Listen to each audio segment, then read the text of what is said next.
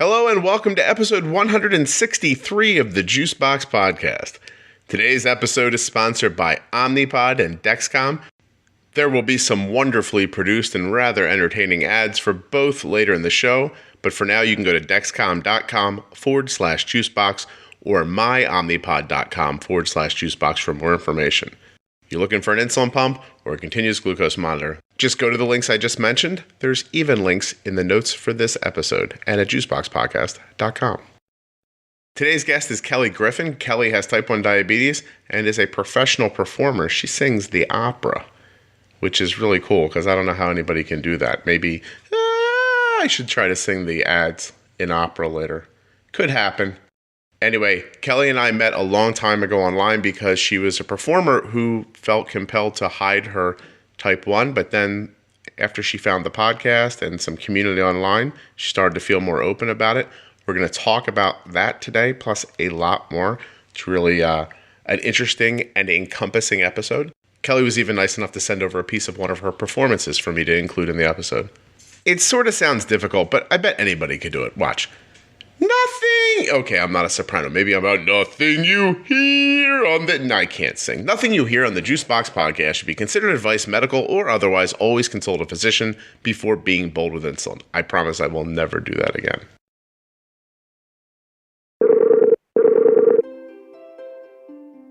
Hi, Scott. Kelly, how are you? I'm good. How are you? Excellent, thank you.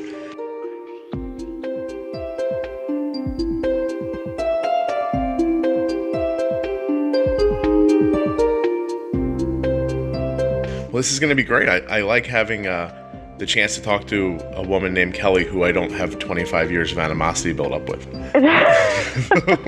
Not yet. You think you and I could do it?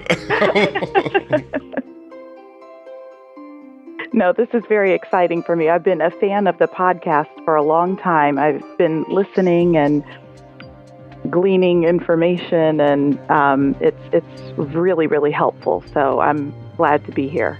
It's exciting for me too because you're one of the few people who ever said to me that you were sort of... I've never heard somebody say, hey, I kind of hide that I have diabetes. Yeah. And that was like, I think our first interaction together, which maybe goes back years now. Right. So that would be, to me, we're already recording, so I'll probably just leave all this in. Yeah, no, that's fine. I listen enough. I know what goes on. You know how it goes. So just introduce yourself any way you want, and we'll just keep going. Sure. I'm Kelly Griffin. I live in New York City, and I've been dealing with type 1 diabetes for about 15 years now. And when you say dealing with, you don't mean that you don't mean you work at a casino and you deal blackjack, right? Again, not yet. But I have been living with type 1 diabetes for 15 years. I kind of liked it when you said dealing with, if I'm being honest. It's pretty accurate. I've been putting up with this for a long time. Up with it, it's a day-to-day, 24/7 thing that rides along with me, whatever I do. So, yeah, absolutely. So you live right in the city. You're in... Yep, I'm in New York City, Upper West Side, Manhattan. We never really talk about this, but for people who aren't from the East Coast or have never really been in Manhattan, it's a different lifestyle. It's very different. Right. So when people talk about like, oh, I have to carry a meter with me, or, you're just running from building to building. You're like ants running from hills. And except in the middle, buses are trying to run you over. That's right. And you are, when I leave for my day, depending on, what my day looks like, I may be leaving with a big bag or maybe a backpack. Everyone does. So, when I hear people talking about, how am I going to carry my diabetes supplies? When I leave the house, I have so much other stuff that I'm carrying with me that my diabetes supplies are really a small thing compared to everything else, because I probably won't be home in between activities and, you're running all over the place. So it's just a normal part of every day. It's funny, I think some of the women will appreciate this. I was trying to get a little cross-body bag, which is what they call it, a little bag, that I could just kind of run around with and put my driver's license, a credit card, maybe some lipstick, and that's about it. But I'm thinking, no, I've got to make sure I've got my pump, I've got to have my meter, I've got to have everything available. So it's like there's always a little bit extra, and it's always there. And I think, too, just living in the city is, like, yesterday is a great example. I had to run Arden to the salon right up the street from my house, and then she and Kelly were going to go get their nails done. They're going away this weekend, and so I took her to the first stop. I guess, I don't know, she was getting her brows waxed. I guess that's not bad to say, right? And no. and then we came home for a second, and then she went to the next thing. But in the city, you don't pit stop back at your house. You're like a nomad with that backpack. Like everything you need for the day needs to be in there. That's right. Yeah, it's just it's a different sort of interesting lifestyle that I don't think exists many other places. Right. How old were you when you were diagnosed? I was 25 when I was diagnosed. Okay. And you were already an adult and you were working in your profession now? Yeah, I was actually in graduate school when I was diagnosed. So I was an adult away from home on my own. So I've always been the only one in charge of my diabetes. Yeah. How long were you in grad school until with diabetes? Oh, boy. Let's see. I think it was about my last year. So I would say, until about the age of 25. And then I, started working and moving about. So I'm involved in classical music. So I have always been working whatever job to kind of allow me to continue doing that. And I also own my own business. And so, I just started living in the real world, with my diabetes after graduate school. And how did that go? I'm always so envious. The reason I came to you was because I saw the video of you and Arden on YouTube when she was just a little girl and you were administering shots, and then also I think trying to get her to have a little bit of juice or something because she was very low. Okay. And I just look at that and I think, wow, I wish that for Christmas one year somebody could just come and take over my pump and my Dexcom and just let me go about my day. I wish I had that kind of care. It was amazing to see that.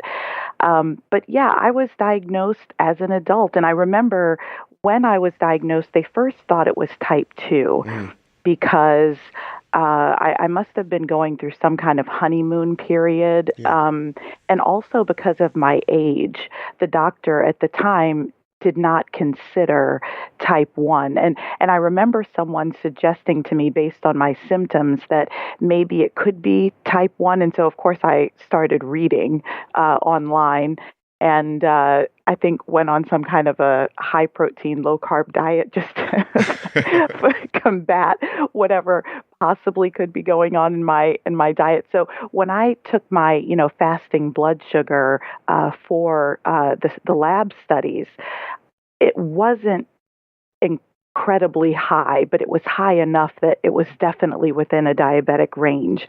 So the doctors put me on oral medications to start with, and I had really good results. Again, I was still eating pretty low carb at that time, just out of fear, trying to deal with what might be going on. And then I started trying to go back to my normal lifestyle, and the oral meds just really weren't working anymore. And it was a diabetes educator who said to me, I think you might have type 1. So when I was initially diagnosed again, I just happened to be visiting my family. I came home from college, visiting my family. They took me to the doctor. He said, we think that you have diabetes. Again, thinking it was type 2. We had planned a trip to Spain and we were leaving the next day. So he said, go to Spain, have fun, and let's deal with this when you get back. So I'm in Spain crying the whole time. This is so much fun. I really love this place. Oh, look, it's Spain. Yeah. So bad. Delightful advice. Yeah. Go to Spain. Forget I just told you have a lifelong illness. Take some pictures and come home, and then we'll just work this all out later. That's great. No, he's a wonderful doctor, sure. But it was just, and timing. And the food, I was afraid to eat. I didn't know what to eat. I'm just, it was an interesting vacation. So anyway, like I said, as the months progressed, the oral meds just stopped working. Was it metformin you were taking? Scott, I remember? think that was part of it. Mm-hmm. But I remember something else, kind of a 24-hour medication, whatever it was. I don't want to guess because I don't want to say it wrong, but I think metformin came along a little bit later. Okay. So I'm sorry. So this was based mostly on just the fact of how old you were. Like they didn't want to believe at that point that you could have type 1 because you were in your mid-20s. I don't even think it occurred to anyone. It's interesting. So, when I was told I had diabetes, I thought it was type 2. So I was trying to manage it through the oral medication, diet, exercise, all of those things. Yeah. And like I said, what a diabetes educator said to me, I think that when you go back to New York, you ought to have them look into type 1. So I found an endocrinologist when I came to New York, and he ran some lab studies and said, yeah, it's type 1. And I was immediately put on insulin. What was the time frame between when someone first said diabetes to you and they said type 1? How long were you doing the oral meds and everything? I would say maybe 4-5 months. And you were probably honeymooning and you were eating low protein, so it sort of was holding it together a little bit. Yeah, exactly. But, the low carb thing for me only lasted a short while. And it's like, okay, at some point I need to begin to get back to my normal life. And so when I started incorporating, just regular foods into my diet, it just became more difficult to manage with those oral medications. So well, prior to insulin, if you got type 1, you'd pretty much go on a starvation diet and run around a lot trying to stay alive. That's right. Yeah. And that was another thing that I think because of what I looked like at that time, I think that at that time they were associating type 2 with, overweight, sedentary, probably a little older. That's what the doctors were saying to me. And so they were even baffled that I would have type 2 as they thought I had. Because with the diagnosis of type 1, Scott, I probably lost about 20 pounds. Yeah. So even the overly simplistic visual cues for type 2 didn't apply to you. Right, because, he didn't really know me. He was not my family doctor. I was visiting my family and seeing a doctor that really didn't know me. Mm-hmm. And, when you're young, you think you're invincible. I didn't really establish care with a primary doctor. So no one really would have known, hey, she lost 20 to 30 pounds. Maybe we ought to look into type 1. No, especially in your 20s.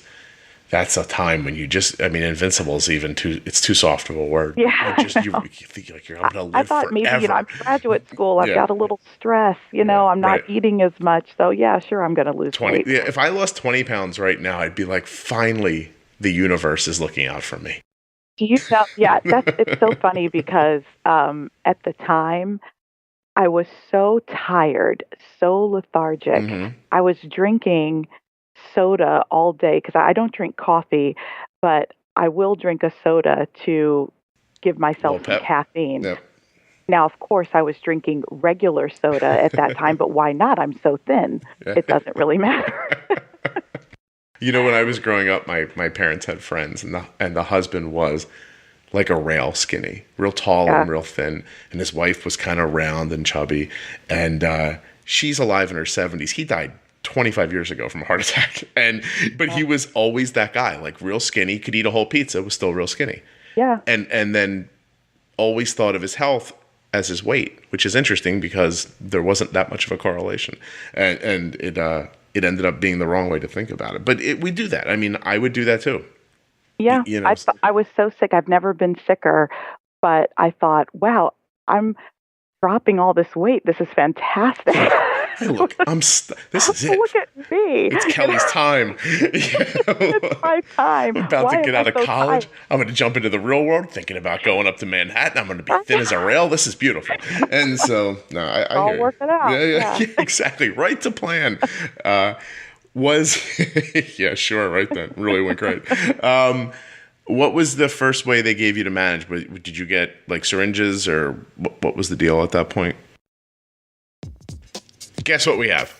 A Dexcom G6 continuous glucose monitor. Just came the other day. Dexcom started their shipping with 1,000 units. They went to people like, me with the podcast, and people like you who just saw them online saying, who wants to be first to give it a try? Now, if you didn't see that, don't worry. The rest of them are coming really, really soon. If you're a current G5 or G4 user and you'd like to go to G6, contact Dexcom today, give them a call and be like, hey, yo, what's up? Next time I am ready for a reorder, I want to move to G6, and they're going to help you do that. When you call, tell them, hey, I heard on the Juicebox podcast that the Dexcom G6 is like going to ship like any day now. Is that true? How do I get involved? But if you're not a Dexcom customer currently, but you're listening to us on the podcast talk about using this continuous glucose monitor that we love so much, and you want to get started, go to dexcom.com/juicebox, and Dexcom will help you get going right away. Now you may be thinking, Scott, why do I need a Dexcom continuous glucose monitor? Let me get in real close. Let's get real intimate. Let me explain it to you real nice. Because you do. It's fantastic. It's amazing. You want to be able to see your blood sugar, where it's going, how fast it's moving. You want to be able to make treatment decisions. Yeah, you do. You want to be able to say, hey, my blood sugar's starting to fall. I should maybe have a small snack. Hey, my blood sugar's starting to go up. Maybe I could bump it with a little bit of insulin here and stop a high blood sugar later. Of course you want to see that. You want to see the speed and direction that your blood sugar is moving in real time, because it's an amazing way to manage your type 1 diabetes. Oh my gosh, I almost forgot to tell you. Last week I said I was going to tell you about the share, and then I didn't. Now I'm going to do it again. All right, I'll extend the music. Hold on. All right, Dexcom, this is free bonus ad time. The share function on Dexcom means that you or a loved one can wear the Dexcom continuous glucose monitor while people you choose out in the world can follow your blood sugar on their Android or iPhone device. Now, come on. Wouldn't you like to know what your kid's blood sugar is right now, wherever they are?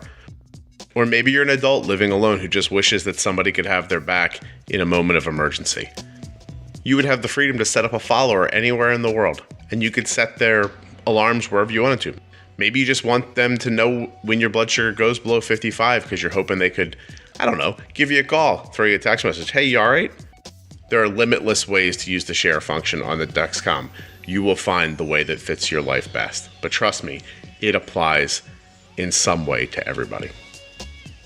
Go to dexcom.com/juicebox to start today.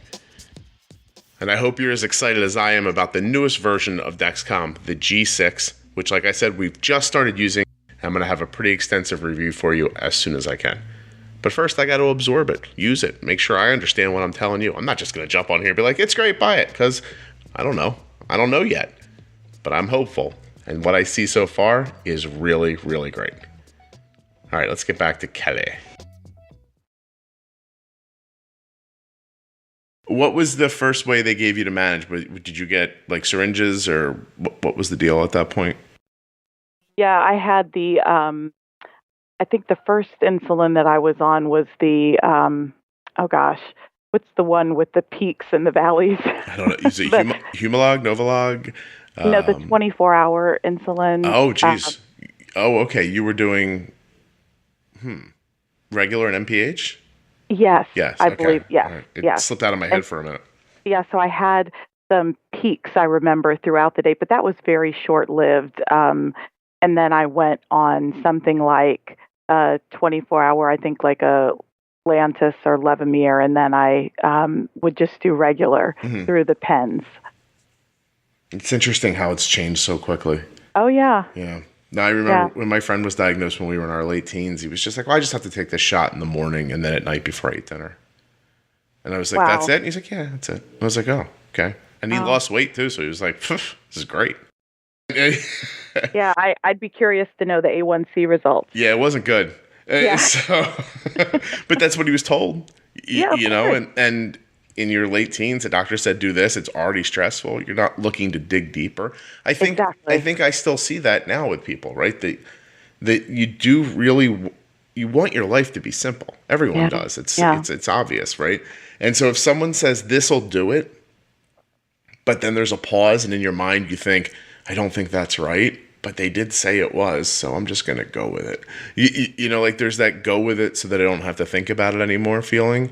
Right. You know, and it's so important, you know, for platforms like this, because although you're saying, you know, I'm not giving advice or anything, you know, but you have to take control. I think anyone will tell you, you have to be your advocate. Yeah. You know, you have to read up, you've got to study, you've got to know what's happening with diabetes technology, all of these things, because you may go to a doctor who promotes one pump over the other, or one CGM over the other, or one way of managing things. But if you go in with the information and say, I choose to do it this way, and no one can argue with the results when they see your numbers, then, you know, I think that's the most beneficial thing that you can do. But you really have to take it into your own hands. Like you're always saying, you can't wait 3 months for your next doctor's appointment to adjust your pump settings. I just talked to somebody on the phone yesterday and I said, look, you just have to bump them around yourself. Yeah. You can't, I mean, can you imagine it could take 6 to 9 months to get it right? Right. And in that time, your blood sugar is high the entire time, or in this situation, it was her daughter. But I think that to go back to that idea of it isn't fair, right? To get diabetes it's not fair. It shouldn't be. It's not what you were expecting. It's not how you were planning. It's not how you were living prior to then.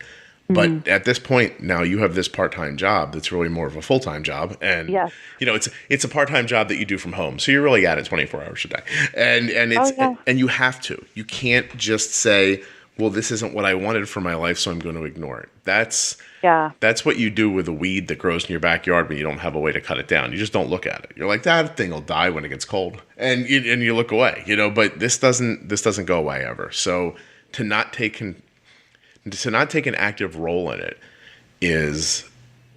it bends my mind a little bit. But I think of it that way, to go back to what you said earlier, because I'm taking care of a person that I love.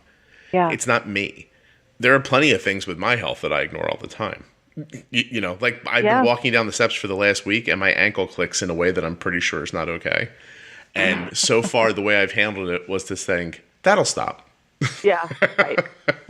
Well, it does put things in perspective, though, right? When other things come up and people say, I know this is going to be an inconvenience for you. And I'm thinking, you have no idea what I deal with on a daily basis. This is nothing. Yeah, right. Thank you. I do like that when I see people freaking out around me. And I'm like, what's wrong? She's like, the photographer we had for my son's senior portraits backed out on us. I was like, oh, then this is throwing you into a tizzy, has it? Right. Call another one. Yeah. There are a lot of things and I don't think anyone really knows it unless you are living with it or helping someone else to live with it. There'd be no way to know. Right. Yeah, absolutely. Okay, so here we are. We're in the world, and we're working, and you see business. You're involved in classical music. You have a lot of things going on.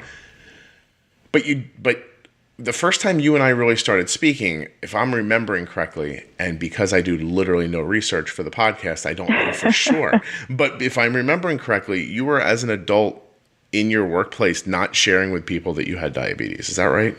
That's right. Yeah. When I would perform, right around the time of my diagnosis, I shared it with some close people who were in business and also in classical music. You know, it's like, how do I handle this? Because even though I feel I have good control over it, somebody maybe should know because God forbid something happen. Right. I don't want to be isolated in this. And then I also, my mother hates this, that I won't wear a bracelet or something. I have something in case I'm ever in a situation that I feel it's important to put it on. But Scott, I just don't ever want to be visibly ill. I hate to say that, but that's, I just want to go about my life. I don't want people saying, oh, what's that? Or what's wrong? Are you okay? And that was always a struggle for me. So it was recommended to me, especially in music, that I just not talk about it. Okay. So I thought, okay, if I'm getting this advice from people that I know have my best interest in mind, it's probably correct. I should probably just keep it to myself. I wasn't in any way ashamed of it. It's just, I didn't want to be treated special in any way. I didn't want anyone to have to say, let's take a snack break for Kelly. No, I think I completely understand. I mean, it's no different than anything else. You didn't want to be singled out or be treated any differently than anybody else. You're not looking for the focus to be on you all the time, or for you to be an easy excuse if someone else needs it, right? Because you do run into those situations all the time. So the other day, Arden comes home, and she says, I don't think my science teacher understands the diabetes all that well. And I was like, what's wrong? And she said, so Arden needed to leave the room. Or no, you know what? Here's the exact scenario. Her blood sugar was drifting low, but it wasn't falling. And she was going to get on the bus soon and come home, and she always has a snack when she gets home. So I didn't want to overtreat this drift. And so I said to her, hey, are you in a room that you have like supplies in? And she always does. She's like, yeah. I said, have like a couple of she has some candy aside. I think she had I don't know, Mike and Ike's or gummy bears or something like that. I said, have a few of them. And so she gets up, because she's allowed to move around the room for that stuff, walks over to the cabinet, looks in the cabinet. The teacher must have moved the stuff a little bit. And so she asks the teacher, hey, where's my bag with my candy and my juice? The woman says, oh, it's right here. Arden grabs like a few pieces of candy. She throws it in her mouth. Now the teacher stops her. Are you okay? And Arden's like, yep, I'm good. I just needed a couple of pieces of that candy, and I'm going to go back to my desk now. Right. And now she was fixated on her. And so now 10 minutes later, she comes up to her and she's like, are you sure you're okay? And Arden's like, I'm fine, but thank you. And then it goes a little further than the class ends. And she comes up to Arden and she goes, I knew something was wrong because you're pale. Because you look pale. And I said, and Arden goes, I don't look pale. I don't. And I was like, she's like, but I didn't know what to say. And I said, well, thank you. I appreciate you being concerned. And she left her alone. Then she comes home and tells me, I said, Arden, listen, you've never gotten pale once in relationship to your diabetes. This woman's now she's talking herself into seeing something. Yeah, of course. And it's out of a real concern. Like, she's not a bad person, That's but right. Look at all this that's going on around Arden that she doesn't want. And that's the stuff I'm assuming you were trying to avoid. Exactly. Especially in a performance situation. There's already so much else that I have to worry about. I don't want anyone worrying about me. Right. And in a way, because no one ever has worried about me. My parents are very aware of what's going on, but they've never been responsible for taking care of my diabetes. Yeah. So even when I'm visiting them, if something happens, if I have a low blood sugar, the Dexcom starts beeping or whatever, no one's running over, oh my gosh, are you okay? It's like, my dad's a physician actually. And so, he'll just kind of look at me and he'll say, you need something, you need to handle something. Mm-hmm. Something must be happening right now. He doesn't know the difference between the beeps, 2 is this, 4 is that. He doesn't know. So. He said, Kelly, I checked the remote and the batteries are good in it. So I think you're beeping, and do something about it, please. Well, isn't that must be incredibly difficult for them. Like, you know what I mean? Like, to have left the nest in a way, and then for something so impactful to happen to you that they couldn't be involved in, it must break their heart on some level. Like, do you know what I mean? Like, not being able to help or I'm sure it's not really spoken about, but I can imagine it from my perspective. Yeah, it's interesting. We talk about it because I talk about it. I especially when I started listening to the podcasts and, I went to Friends for Life. I was like, I am going to meet another type 1 diabetic person or person with diabetes or whatever we want to be called now. I am going to meet one. I will find one. I know there's another one out there because, for many, many years, I was the only one I knew that had type 1. So that made quite an impression on me to go down to Florida and meet all of these people, especially, the adults who were living with and have been living with for much longer than I have, type 1. And it's really, really amazing. But I remember when I initially got the diagnosis, now this was when they thought I was type 2, my mother was in the room with me. And I just, being a kind of a dramatic person anyway, just burst into tears. And, the poor doctors kind of got his hand on my shoulder, like, it's okay. It's okay. Is it? Yeah, I know. And then my mom, I've never seen her look more stoic. But in a way, I could also see, because I know her, she was fighting back tears. Right. But I think she was trying so hard to be strong for me, to say, it's fine. We're just going to find a way to deal with this and we're going to move forward. But I've never seen her on the edge of crying like that. Yeah, it's not easy to describe that feeling that something happens to your kids that you can't help. It's way past helpless. It feels like soul crushing. It feels like I'm way more than just somebody's parent, but at the core, if you made me cut things away from my life and only make me one thing, I would choose to be Arden and Cole's father. It's a tough situation to be put into.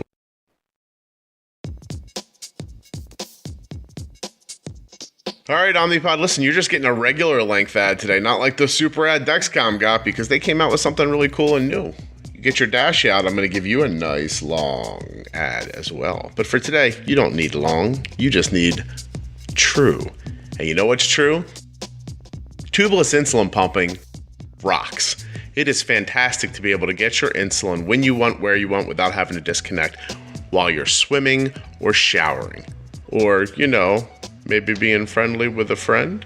You don't have to disconnect for anything. You can keep your blood sugar right where you want it all of the time, constantly, without any nasty tubes running around in your clothing or hanging out of your sleeve. You don't have to take the pump and jam it in your bra or on your belt. It is not 1975. I don't want something hanging from my belt. This isn't chips. That ain't my radio. I don't know what that means. But I do know that the Omnipod is, without a doubt, the greatest insulin pump that I've ever seen. You can go to myomnipod.com/juicebox to get a free, no obligation demo. Now think about that. Ain't no cost, ain't no risk. You just give them a little bit of information about yourself. They'll send you out a demo pod. You can hold it, feel it, touch it, see what it's like, and then you can apply it to your body and wear it and get the full experience before you decide, you know what, that Scott guy was right on that Juicebox podcast. I should get the Omnipod. myomnipod.com/juicebox, or the links in your show notes, or the links at juiceboxpodcast.com. Start today. You will be very happy that you did.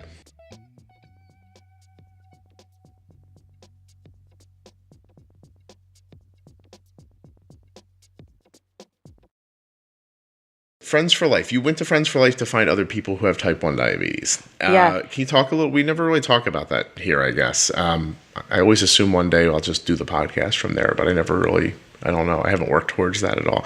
But was it as transformational for you as other people describe it? Is it just amazing to just settle into a place where these people are as natural and as free and comfortable as you feel in your own life, except now there's others around you? Yeah, it was interesting to see how people live differently with this.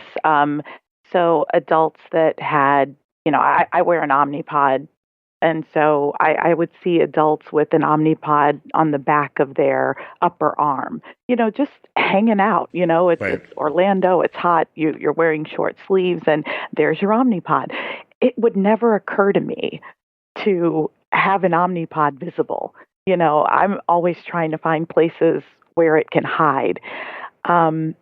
So I just thought that was so fascinating. And it's like, you go to work like that. You go out in life, and I was so impressed. That's just amazing.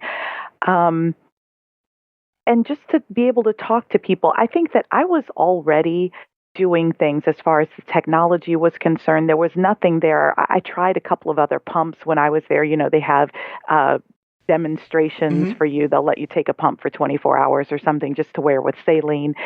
And I did it. And, I walked away kind of knowing nothing's going to take me away from my Omnipod. Right? That's delightful with all that rubber tubing. Yeah.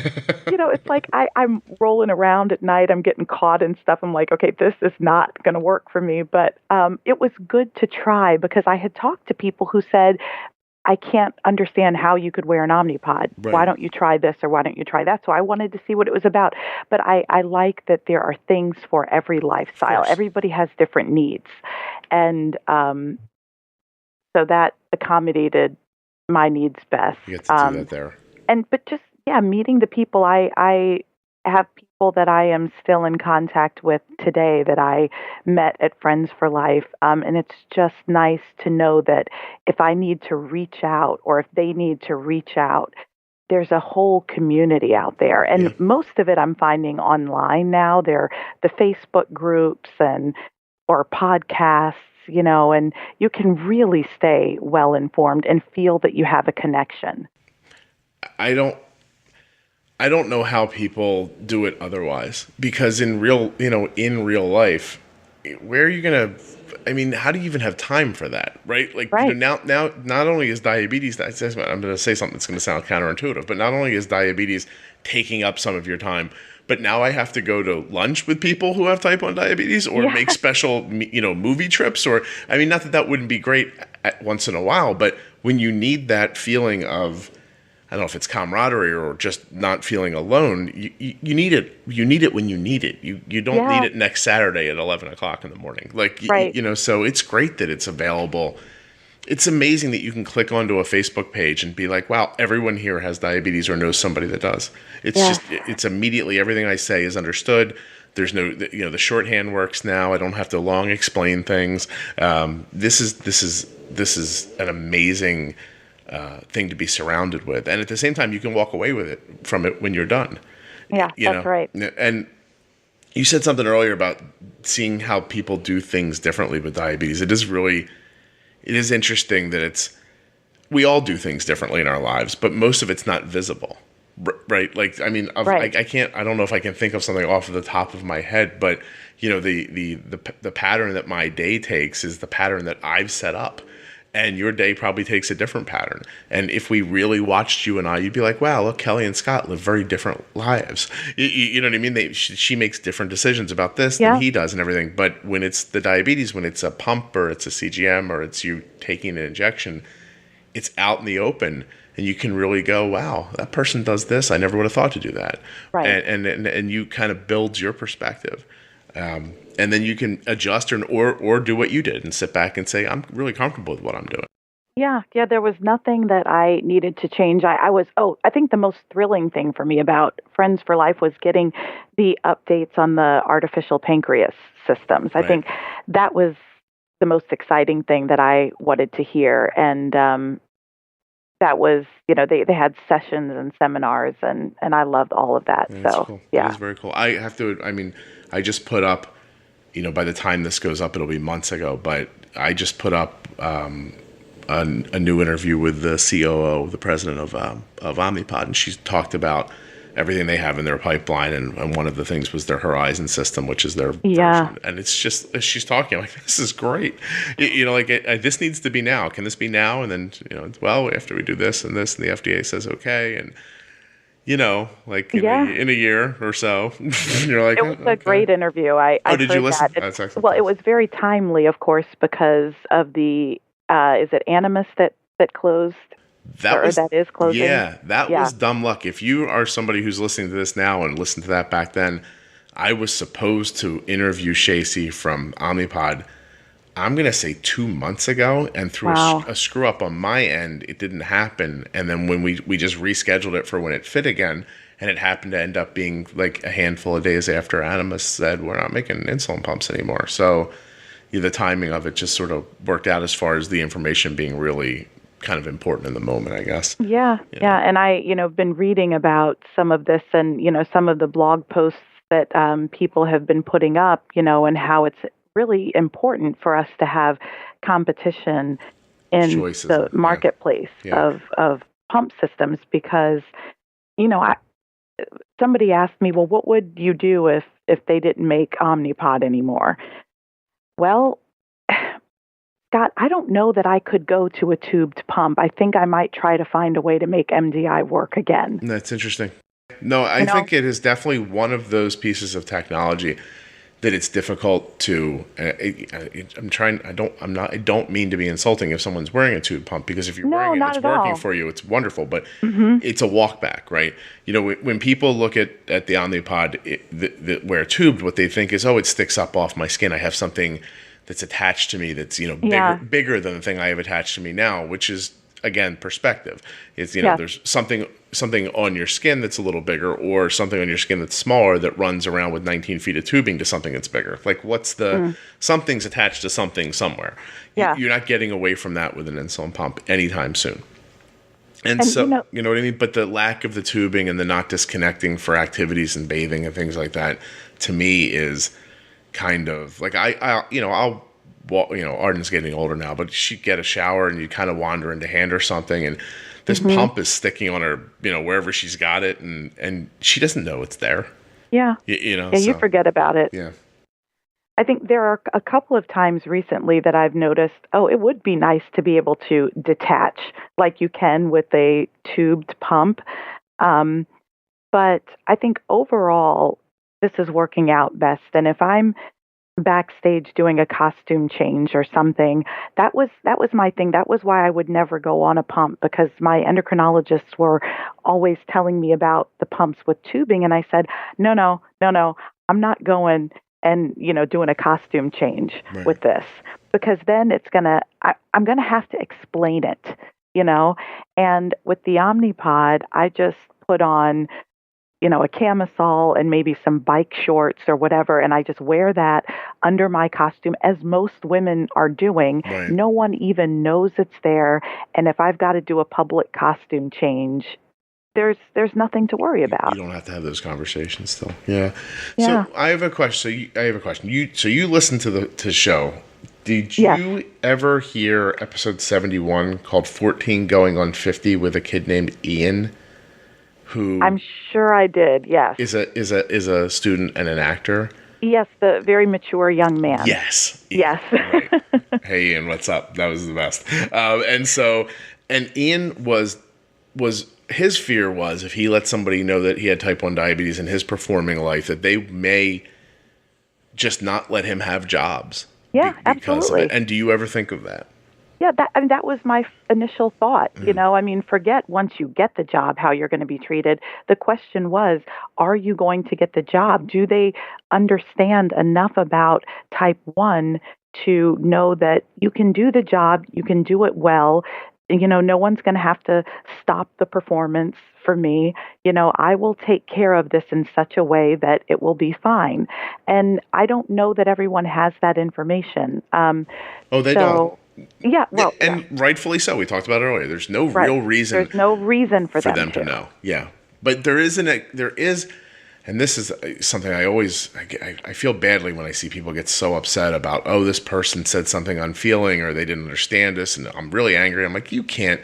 There's 1,000 things about their life you don't know. We're not talking about it, and you shouldn't be. Listen, nobody should be saying anything stupid, but in a world where I'm pretty sure someone's going to say something stupid, right? Where I'm pretty sure someone's going to say something stupid, it's reasonable to think that they're going to say something stupid about your disease that they don't know anything about. They're going to take some sort of what seems to them to be intellectual leap, and they're going to make a mistake, or they're going to rub you the wrong way, or whatever that's going to be. In your regular life, you can speak up and stop them, but in the moment where you're performing, and then somebody has to pick between you and a bunch of other people, that diabetes very well could look like just one more thing for them to worry about.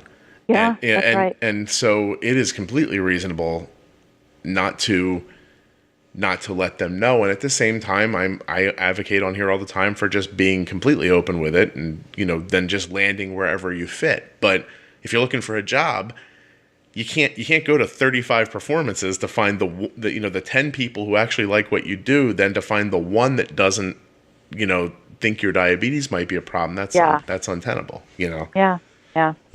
But it hasn't been a problem, Scott. I mean, of course, I don't walk into an audition and say, "Hi, I'm Kelly with the type 1."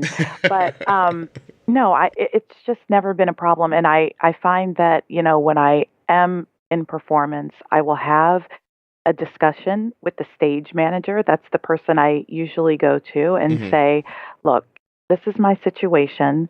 Because, oftentimes there are rules backstage, no eating in costume, no food beyond this point, that kind of thing. Right. And so before I get in trouble for, having a snack or taking a sip of juice in costume, I will say, look, I have type 1 diabetes. I will then give a short explanation of what that means. And generally when I say insulin pump, their eyes get really big, and it's like, okay, this is something more significant than I might have thought about diabetes. Yeah.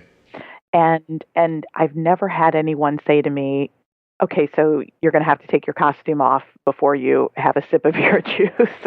It's just fine. Why is Kelly naked in the corner in her camisole? Well, her blood sugar's low. With a juice box. And she's not going to get a stain on that costume. Well, it's funny. I've said this here a couple of times. Arden's played softball for the same bunch of guys forever. And as much as they would tell you they understand she has diabetes, they don't understand. They're aware of it and they think they know something about it, but they sort of don't. And so when you explain it to somebody, you have the time to sit down and thoughtfully be clear about it with them. It's not a problem. Here's the thing. You joked about, I don't come in the door and say, "Hey, I'm Kelly. I have type 1 diabetes." Yeah. If you do that and someone is put off right away, be clear. They're probably not put off by the diabetes. They're probably put off by the fact that you're crazy. And so, exactly. Right, that you've launched into the room yelling about your disease. I have diabetes, and if you don't like it, and blah, blah, and I'm going to have to do this. And they're probably like, "Oh, wow, I don't care about the diabetes. It's you I don't like." Yeah, and so that is, I've had that feeling where I've been advocating for Arden at school. And I wrote about it at one point because I realized, I'm like, oh my, I sound like a lunatic. I'm only saying the things that apply, but so much of it applies, and there's so many buzzwords and things they can't absorb, and I'm just saying them one after the other. I can't do this because I'm going to be the nut. I'm going to be the nut parent. They're not going to ever listen to me again. Yeah. Even though what I'm doing is not crazy, it feels like that to the other side. Right. You have to be cautious. You've been living with it for so long. I mean, don't you find that even within the type 1 community, you might say something and, excuse me, if somebody's not familiar with it, then they may not even know the terminology. Sure. Oh, it happens. I get notes all the time. You said this. What does that mean? Yeah. Right. And I'm like, okay. And I get it because, I was just having this conversation, Kelly, last evening with my person at Omnipod who my liaison for these ads and things like that. And I said, that the diabetes community online is like, it's like shedding a snakeskin. And she's like, "What do you mean?" And I said, new faces, they come in and they last about 6 months, and then most of them go. They've absorbed what they need and they're on their way, which I think of as being beautiful. Like, it's just, I didn't know something, I know it now, I'm going to go back to my life. Some people stay behind and try to dispense wisdom to the new people coming in. But for the most part, the bulk of the people are new. And they're either lost and looking for answers, or so new to diabetes, they don't even have time to know if they're lost yet. Yeah. Right? Yeah. Right? And those people are as what's the word I'm looking for? They're as much of a raw nerve as they will ever be in their life with diabetes at that point. And the tiniest thing could send them over and think, like, why are you speaking to me like this? Why would you say something like that? How come you can't be more feeling? And it is, I see it as being is a kindness to sort of relax. And excuse me, I'm getting a phone call. This is odd. I'm going to go with a sorry I can't talk right now button and see what happens there. It's just it's a bad time for them, and they need other people to be understanding of that. Yeah. And at the same time, some people take that anxiety and do a really weird thing with it. They lash out. Just a fascinating time in your life where nobody can really say anything to you that's going to be comforting. And it is very easy to get upset about almost anything. So being around other people who understand you is maybe the most important part. It really is. And, thank God for this online community. I found the Omnipod online. I remember when my endocrinologist was telling me, I want you on a pump. And I said, no way. I'm not wearing, one of the models that I saw. And I just started looking online. Surely there's something else. There's got to be something else. And then I saw this tubeless system, and I'm thinking, maybe I could do that. And there was pushback because, it wasn't something that the office was that familiar with. Yeah. But, they were great. It happens a lot. It happened to me, and it's happened to countless other people where they just they don't know what to say, so they start saying other things. Yeah. I just saw a person just the other day say, I don't want to cause an argument here online, but my endo told me that at 6 years old, it's not a proper time for my daughter to use an Omnipod. And I was like, what does that mean? Like, that's a meaningless statement of too thin. I've heard them say, you're too thin, you're too chubby, you're too this, you're too that. You need, your needs are this, they're that. It's all nothingness. It's their hang up or their excuse because, like you said earlier, maybe the practice pushes another pump for some reason. Right. Maybe it's easier for them. You don't know what the reason is. Maybe they have a cable in the back that hooks to a Medtronic pump and downloads your information, and they don't have the cable for the Omnipod PDM. And they're like, well, Medtronic's better. You don't know why people say what they say. Exactly. Exactly. It's there's a lot of different. So always advocate for yourself and do the research and be proactive. It's amazing advice, actually. Okay, so you said you're involved. Let's talk about you for a second. You said you're involved in classical music. My favorite. Here's something nobody knows about me, I guess. The unaccompanied cello is my favorite music to listen to. Just a cello just by itself. That is, if you want to see me cry, take me somewhere where someone's playing a cello, and then I will cry at some point. Because it hits me so incredibly, just deeply. What do you do? What is your... when you say you're involved in classical music, what do you do? Can you be more specific? Yes, I'm a soprano. I sing opera.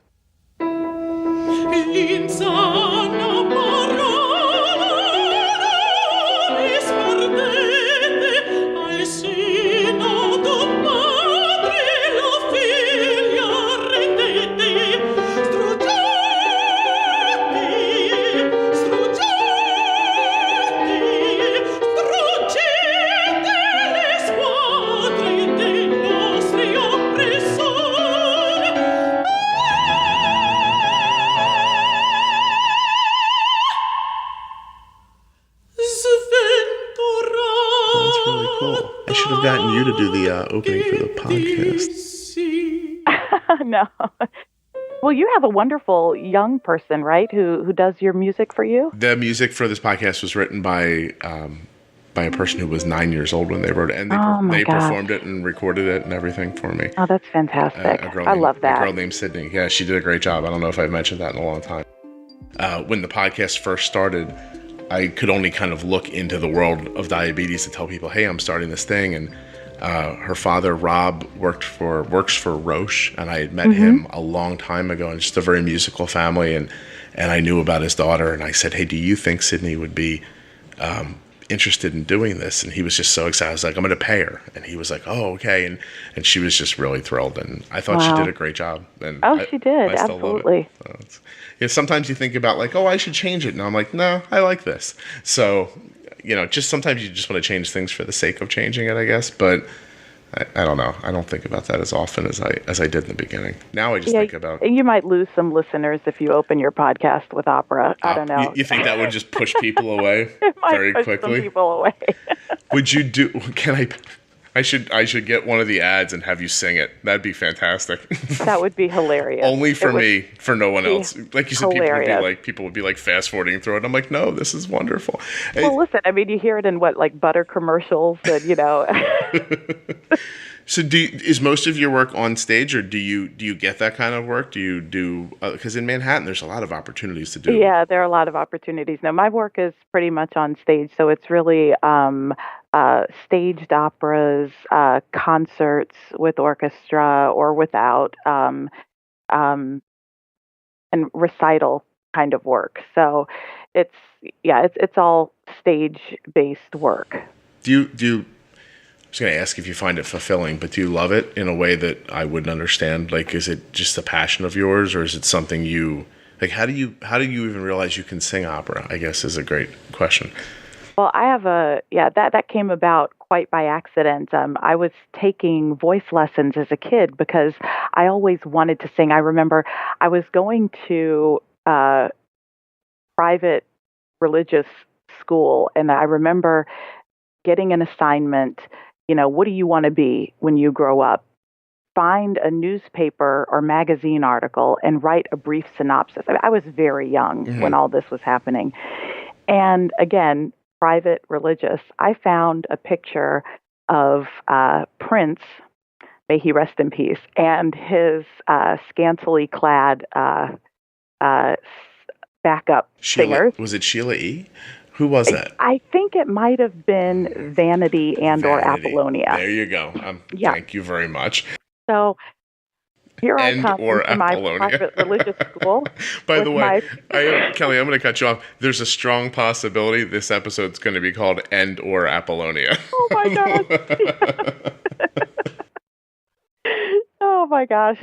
So what I love about, I have to say to my parents, thank you, because I showed my mom, I always showed my mom my homework, and she was going to read through the summary of, what I wanted to be when I was going to grow up.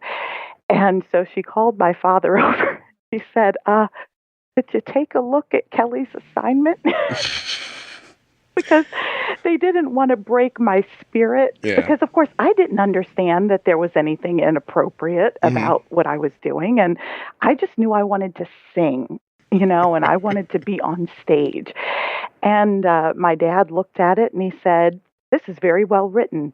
And he said, if you want to be a performer, then maybe we should make sure you learn how to play an instrument. And maybe we should get you some dance classes. And, so he just encouraged the basics. And I started taking voice lessons. And when I took voice lessons, I was singing like Bette Midler and Whitney Houston and show tunes and, things like that. And I think my mom came in on a lesson one time when I was, again, probably a young teenager.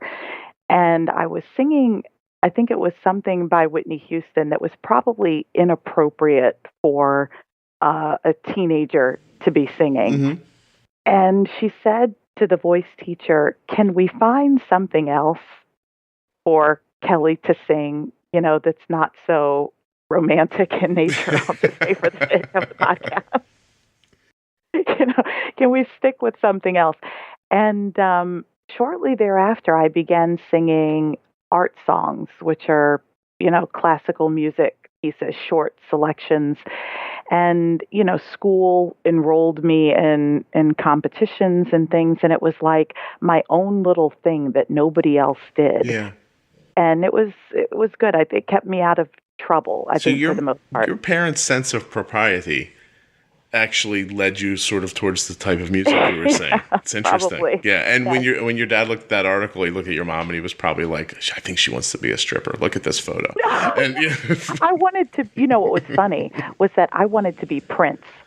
Not the two girls. I'm going to go out on a limb and say we'd all like to be Prince. I know, except for the fear of getting a life-saving surgery because of his religion. Apparently, what happened to him, he was in a great amount of pain because he wouldn't get a surgery because he didn't believe in it religiously. the idea of opening his body up. I've heard that. Isn't that And I've heard crazy? that whatever overdose there may have been could have been kind of quite an accidental addiction. But who knows? Nobody knows. That aside, I just want to say right now for the record, if anything will save my life, I'm up for it. Yeah. And so but isn't you wanted to be Prince? That's great. Do you have a tall purple shoes or something? No. I just, it was at that time, the music was really, really big, and I just knew that I wanted to be a performer like he was. Okay. And, you start taking voice lessons, and I realized that, number one, my personality, and number two, my voice really aren't suited for pop music. Okay. Listen, if I could be Beyonce, I'd stop singing opera in a minute. But that's just not what I do. I don't think my personality would do well. I don't think that I know vocally. I don't think I would do well. And so you really learn where you fit, right? Where you fit. Yeah. What's my genre, and that's classical music. That's what cool. I do. That's excellent. I guess so. Opera doesn't get you a yacht, is what you're saying. It can, I think, or maybe it used to. Opera isn't in demand as much as it was even 20 years ago. Mm-hmm. There was a time when I think probably the top 1% of opera singers were doing very well, and they probably still are. Yeah. But yeah, you do it at this point because you love it. Do you have any recordings that? Yeah, there are some things online, I think, and I have some things that I use for auditions. I don't have a CD or something that I sell. We are coming up on an hour, so this has been very casual, and I was very careful not to talk too much because I got a scathing review that says I'm starting to talk too much on the podcast. Oh, no. I said, that's what the podcast is. You should have seen me. Here, this is going to go against the person who left the review, so hold on tight, whoever you are. First of all, joking aside, I like people, I don't feel badly about the review. She still said she really likes the podcast. She just said that I'm talking too much, and I don't have trouble with that. I wrote a book. I'm completely capable of hearing people hate what I do, and I can keep moving. I'm not bothered by that. You can't be if you're going to do stuff like this. But I was in my kitchen. I said to my wife, I'm like, "Can you believe this?" I said, "Look at this," and she said, "Going on." And she said she loves the information that comes from the podcast, but I'm talking too much. And I'm like, I'm waving my hands around. I'm like, the information comes from the talking. I said, I can't. And I started getting all, it's all like pretend agitated and messing around. And I said, isn't it interesting that I've crossed some sort of a line for her? Do you know what I mean? She likes what she's hearing and it's helpful to her, but I'm not delivering it to her the way she wants it delivered to her. And I thought, can you imagine if I spent my time trying to fine-tune the podcast or anything I did in my life for everyone's desire? Absolutely right? not. There are too many people that are enjoying it and learning from it. And I think, not every medium is for every person. And so that's why we have lots of different podcasts and, lots of different people. I said, sometimes I don't talk very much at all. Sometimes, by the way, the guests will come on before we start recording and say, hey, I'm really nervous. So I talk more to try to help them get comfortable. And, I kind of cover for them a little bit. I don't say that in the podcast because that would be rude. And sometimes there have been people, not very often, I have to say, one doesn't pop to my mind right now, but I know it's happened where you ask somebody a question and their answers are very short. And this is an hour. Do you know what I mean? Something needs to be said. And so I start relating old stories or something like that, trying to get them to find, whatever. Listen, Here's my review of your review. There. What do you think of that? No, I'm just kidding. The feedback was actually great. I thought about it for a while. I'm like, let me make sure I'm not, because I am chatty, and we are from the Northeast, Kelly. I start talking, I get faster as I'm speaking. I heard from a guy the other day from Texas, and he was like, I'm just starting to get used to how fast you speak. Oh, wow.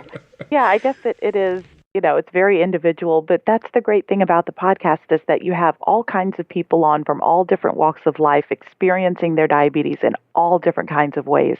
And, we're going to find some people that we relate to a lot, some people not so much. And then some people, like I was saying earlier, and, trying to hide things. I'm much more open now. Again, not shouting down the street, I'm Right. Kelly with the type 1. But I mean, I'm learning that it's not such a big deal to live with this, for other people to know that I'm living with this, and it's a great time to educate. Good for you. And you are having that feeling because of this community that you found all the Oh, different yeah, ways that because of the community, because listening to the podcast, and especially listening to the parents. I mean, kids have no choice. They can't walk through school and pretend that they don't have type 1 diabetes and, discreetly just, handle it on their own in a way that no one will ever notice. I mean, as discreet as you and Arden are, and her not having to go to the nurse's office and all of that, people still must know. It is what it is. And as you're saying that, I just texted Arden because I need her to test her blood sugar. So Yeah. she's sitting in a class right now, and she's going to just pull her meter out or pull her PDM out, and she's going to test right there at her desk. yeah, So, and it's just unavoidable. Like she's been drifting down while we're talking, and I'm sort of hoping that maybe the Dexcom's off by a few points and she's a little higher than it says, but she might not be. And then it stinks. We're going to have to do a tiny correction 20 minutes before a pre-bolus for lunch, but it is what it is, so. That's right. Yeah. But yeah, that's just, it's a really cool to hear you talk about it, because you're not hiding and you're not, you're not having a coming out party for your diabetes. But at the same time, you found a really great balance between the two of them. And it's not something that sounds like you're impacted adversely by in either direction. It's just, it's where your comfort level lies. Exactly. Yeah. It's different for everyone. This is where I'm comfortable. I mean, look, I'm speaking to you about it on a podcast. So at this point, I'm not terribly worried about it, but it's been fine. And, thank God we have the technology, because, I'm by myself and I rely on the Dexcom to beep at night, and all of these things. And it's great that it's available. Yeah. No, I agree. Well, Kelly, these are the hardest episodes to end because we're just so conversational that it doesn't feel like there's an end point. So then I just have to be the one who yells, "It's been an hour, get off." And Time's up. Time's up. You're done. Kelly with the type 1 diabetes. Thank you very much for coming on. I love that you sing opera. And I can't wait for you to send me an MP3. Any MP3 you want. I don't have to play the whole thing, even if it's just a little clip, and I'll just meld it in somewhere in the podcast.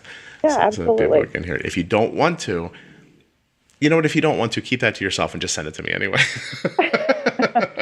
I'll get you something. It's my same advice for reviews, by the way. If you're really enjoying the podcast, leave a review. And if you're not Siskel and Ebert, keep quiet. That's all. Find another podcast. No, I'm kidding. But at some point, it's free, people. Just I don't know. I guess they were trying to be, don't you think they were probably trying to be like, I really like this podcast and I don't want it to get bad. It could be, maybe it was a listener who has been, binge listening and, just had hit a couple in a row where I was chatting. Yeah. Well, but listen, it's funny too. If you're listening right now to the podcast in real time, aside from the one recently with the Omnipod president, these are things I recorded 3 months ago. When somebody's listening to this, you're going to be listening. My best guess is you're going to be listening to this in January or February. We did this in October, because I can't be in a situation where I'm like, oh my gosh, the podcast has to go up. I quickly need to put one together. I don't ever want that to happen. So right. I record them ahead so that they're always available. And, we've made promises to people about advertising and things like that. And so I'm trying to be responsible. But my life changes too. You know what I mean? There are times when I get on here and I'm tired and you speak more, or you're doing a great job and I don't say as much, or I think that it's more conversational and we go back and forth, or it occurs to me to say something that takes 5 minutes to say because that's how I think. Mm-hmm. There's I'm not being long-winded because I like hearing myself talk. I have found over my 46 years that this is pretty much the best way I have to relate something. I'll tell you one quick story and then I'll let you go. But my son was writing his essay for college yesterday, and he's a very good technical writer. He is not a good creative writer. And this, of course, called for a little bit of both. And he finally said to me, yeah, can you look at it? And I looked and I read and I said, hey, the parts where you're writing about this flow really well. You seem really comfortable when you're writing. And when you get to talking more about how you feel, it's getting clunky. I said, come sit with me and I'll show you how I would do it. He's like, well, explain it to me. And I said, I can't. Like, I genuinely, I don't know how to explain it to you. Yeah. You know, I said, but I can do it. You can watch me. I'll do it out loud so you can hear. And, you know, and then just take from it what you will. And we sat down for, I know this is going to sound crazy, but I guess we sat down for about 2 hours and we wrote and edited together until I started feeling him speaking words over my shoulder that I was thinking I was going to type. And then I thought, okay, he's getting it. Like, he figured out how to access that part of who he is and how to talk about it clearly. But I am not the person. I've said it a million times here. I can't just give you instructions. I don't know how to do that. I believe that at my core, I'm just a storyteller. So that's the way things work for me. It can be very, very frustrating at times because I sometimes have to tell the story to myself while I'm telling it to you. And the last paragraph I wrote for him as an example, I wrote the first sentence, and 4 or 5 sentences later I was finished. And I told him, I said, would you believe if I told you that 5 minutes ago when I wrote the first sentence, I did not know what direction this paragraph was going to take, what I was trying to say with it, and I had no clue that what came up in the last sentence was ever going to come up. And I said, I know that might sound crazy to somebody like him, who's a good technical writer, who would plan out what he was going to say. I said, but I'm just accessing a different part of myself. So it just has to kind of flow out the way it flows out. And not all of the words are valuable. So, you know, when I'm writing, I can go back and drop lines and cut things out and do things like that. But when I'm talking, you're going to have to listen to all the BS in the middle to get to the good part, because that's all I got. So that's it. You know what I mean? It's just, it is what it is. But I do get that it could be, as I'm even thinking back on the last 3 minutes of me talking now, I'm like, God, I could get infuriated by that if it was somebody else. No, but you know what? People are attracted to podcasts and any kind of entertainment due to the personality of the host.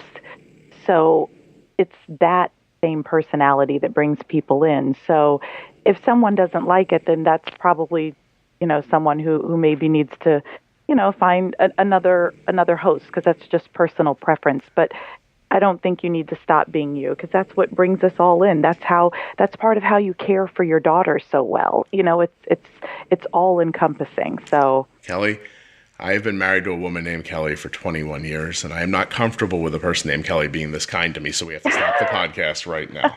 If you want to tell me that I'm doing something incorrectly, or ask me why I have not, in fact, fixed the pull in the rug, those are the sorts of things you should be directing at me right now. You've made me very uncomfortable with your kindness, and I have to stop now. But no, seriously, you were very kind, and I appreciate that, because that is at my core how I feel about it. But it's tough when someone tells you the thing you feel like you're doing a good job with, you're not, and you're like, oh, I'm not. Oh, okay, and. It's like I said, it doesn't crush me. I'm not like thrown off by it. I can't imagine I would patently change what I was doing because of one voice. There's 100 other reviews on there, and most of them are different. But at the same time, it does occur to me that it's important to stop and listen and say, this is someone's perspective, and it's completely valid. So maybe I talk too much, and I don't know what to do about that. So, because I can't, I don't have any time to edit this thing down. You people have no idea how much time it takes just to get it recorded and online. It would be, when you listen to a professional podcast, or the ones out of New York, and at the end they're like, I'm the host and this is my co-host and our editor was, and this person did the sound. And it's a lot of work, so I don't have that kind of, system going over here, but one day, I don't know, maybe one day. Well, yeah, and whenever you step out and try to do something, be prepared for that kind of criticism, as you know. But I think it's better to step out and do it than to not, because you're afraid of the criticism. Kelly, have we just by mistake drawn a parallel between what I was talking about and living with type 1 diabetes? I think we have. It could be. This is a great time to stop. I am going to say goodbye. Thank you so much, Scott. It was a pleasure.